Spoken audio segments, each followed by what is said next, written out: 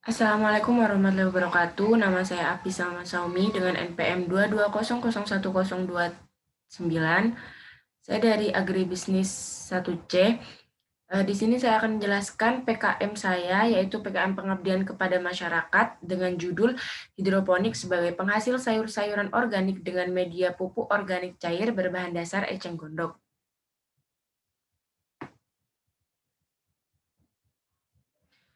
Di sini bab 1 pendahuluan.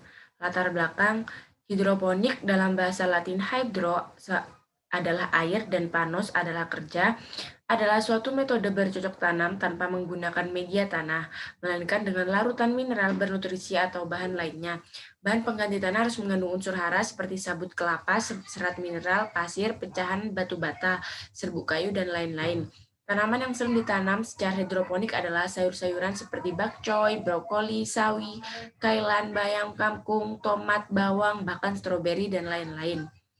Beberapa keuntungan hidroponik yaitu ramah lingkungan karena tidak menggunakan pestisida atau obat-obat yang dapat merusak tanah, menggunakan air hanya 1/20 dari tanaman biasa. Tanaman hidroponik bisa dilakukan secara kecil-kecilan di rumah sebagai suatu hobi ataupun secara besar-besaran dengan tujuan komersial.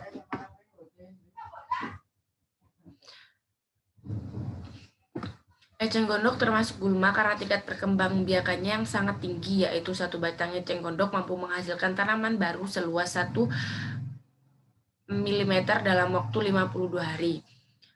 1.2 permasalahan, ketersediaan lahan untuk pertanian saat ini semakin sempit, khususnya di daerah perkotaan. Selain karena masalah di atas, masih banyak terjadi konferensi lahan pertanian menjadi perumahan dan industri di daerah yang potensial. Meningkatnya pencemaran lingkungan oleh pestisida hasil pertanian dan limbah rumah tangga juga eceng gondok yang membuat rawa-rawa menjadi penyebab lingkungan bertambah buruk. Masalah tersebut ditambah dengan belum optimalnya metode pertanian tradisional dalam memanfaatkan energi matahari sementara kebutuhan akan sayur-sayuran organik di masyarakat semakin meningkat. Luaran yang diharapkan dari kegiatan pengabdian masyarakat ini ialah termanfaatkannya lahan-lahan sempit di masyarakat untuk kegiatan pertanian yang efektif, berkurangnya pemakaian pestisida, dan pembuangan limbah rumah tangga ke lingkungan. Hidroponik menjadi metode pertanian organik yang efektif dan efisien serta berdaya produksi tinggi. Terpenuhinya kebutuhan terhadap sayur-sayuran organik di masyarakat dan terciptanya minat masyarakat terhadap pertanian dalam arti luas.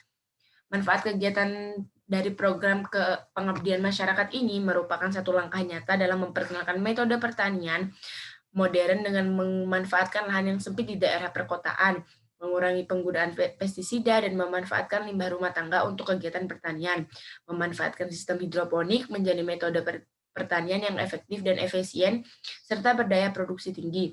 Masyarakat mampu memenuhi kebutuhan terhadap sayur-sayuran organik dan sebagai wadah menyalurkan minat masyarakat terhadap pertanian dalam arti luas. Bab 2. Di sini gambaran umum masyarakat sasaran. Hidroponik merupakan suatu cara dalam bercocok tanam tanpa menggunakan tanah sebagai medianya. Di kalangan umum, istilah ini dikenal sebagai bercocok tanam tanpa tanah. Nah, di daerah saya ini masih sangat minim. Kelebihan lainnya yaitu perawatan lebih praktis, lebih mudah diganti dengan tanaman yang baru, tidak membutuhkan tenaga kasar karena metode kerja lebih hemat dan memiliki standarisasi. Tanaman dapat tumbuh lebih pesat dan dengan keadaan yang tidak kotor atau rusak. Teknik ini diaplikasikan kepada masyarakat pedesaan dengan tujuan teknik ini dapat diaplikasikan secara mandiri oleh para warga dan dapat mengurangi tingkat pencemaran lingkungan yang dilakukan oleh masyarakat sekitar. Warga pada umumnya belum memiliki pengetahuan yang cukup dalam mengelola eceng gondok menjadi pupuk organik cair. Warga tidak bisa memanfaatkan eceng gondok yang tumbuh di rawa-rawa begitu saja sehingga menyebabkan tersumbatnya rawa-rawa. Teknik hidroponik ini pada dasarnya dapat memberikan contoh kepada masyarakat bagaimana mengelola sampah yang lebih ramah lingkungan dan memanfaatkan eceng gondok untuk dijadikan pupuk organik cair sebagaimana mestinya. Bab 3 metode pelaksanaan. Pola pelaksanaan program. Di sini saya menggunakan pembuatan pupuk kompos organik, pembuatan medium hidroponik, penanaman sayuran organik, dan bimbingan intensif dan pemanen hasil. Teknik pengumpulan data menggunakan observasi lapangan, wawancara, dan focus group discussion. Focus group discussion merupakan kegiatan diskusi kelompok secara terarah. Kegiatan ini dimaksudkan untuk menggali informasi sebanyak-banyaknya juga membahas berbagai persoalan yang terjadi di masyarakat. Teknik pengolahan dan analisis data, yaitu pengenalan pembuatan pupuk organik cair, pengenalan teknik hidroponik, pengenalan sayur-sayuran organik. Tahapan pekerjaan dalam pencapaian tujuan program, menggunakan pengenalan pembuatan kompos organik cair, pengenalan teknik hidroponik, pengenalan sayur-sayuran organik. Bab 4, biaya dan jadwal kegiatan. Nah, anggaran biaya di sini kita menggunakan buku pembelian kompos sebanyak 50.000, buku teknik hidroponik 75.000, materi penyuluhan pelatihan 115.000, upah penyuluh dan trainer 700.000. Totalnya 940.000. Pembuat pupuk organik cair 950.000, pembuatan land house 2 juta, benih sayur-sayuran 300.000, media hidroponik 500.000, subtotalnya 3.750.000.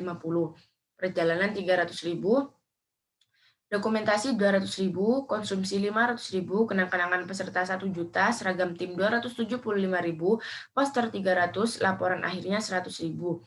Subtotal 2.375.000, dan jika dijumlahkan dari 1, 2, 3, dan 4 sebanyak 7.365.000. Nah, di sini kita akan jadwal kegiatan.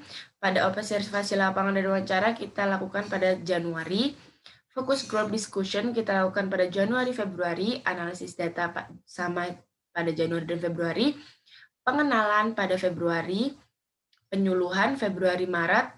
Pelaksanaan Maret-April. Bimbingan intensif Maret-April-Mei. Sekian presentasi saya dari PKM Program Pengabdian Masyarakat. Terima kasih. Wassalamualaikum warahmatullahi wabarakatuh.